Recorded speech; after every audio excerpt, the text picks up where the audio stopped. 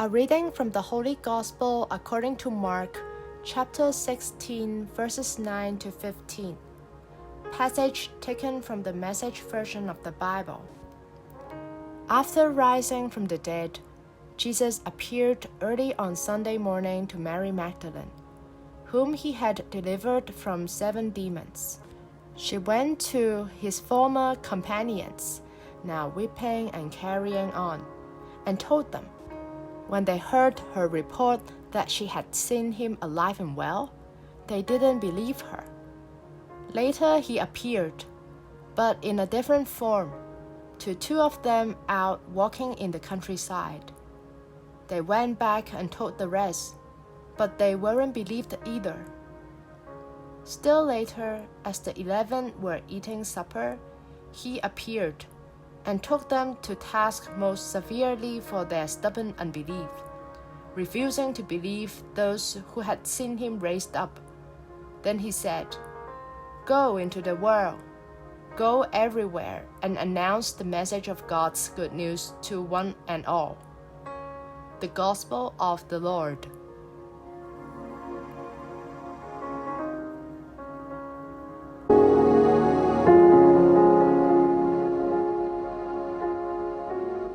Reflections on the Gospel according to Mark, chapter 16, verses 9 to 15.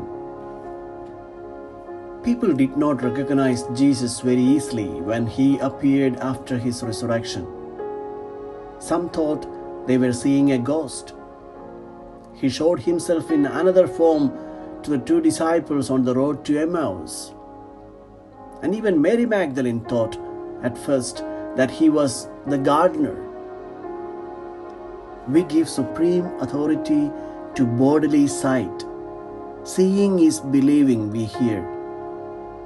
Seeing is accepted as our principal source of knowledge according to Aristotle.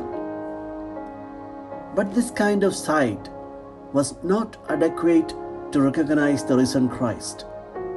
It requires a seeing with the heart and the spirit, not with the eyes. People who claim today to have seen apparitions give the impression that they have exceptional faith. But what they are doing is just going back to the eyesight and suggesting that seeing with their eyes is superior to faith. God is not captured by the eye, nor by the mind. We cannot grasp what God is, said St. Thomas Aquinas. We cannot grasp God, neither with our eyesight nor with our minds. It is the other way around. We are possessed by God. We are grasped by God.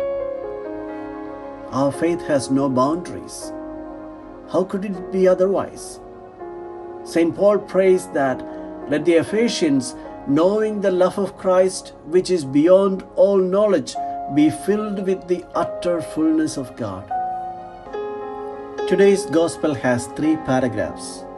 The first speaks of Mary Magdalene, who reported that Jesus is risen and is alive, but they would not believe her.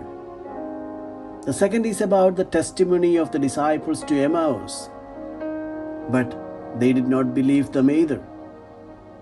But in the third, Jesus entrusts his epic project of preaching the gospel to this still unbelieving and still doubting group of disciples.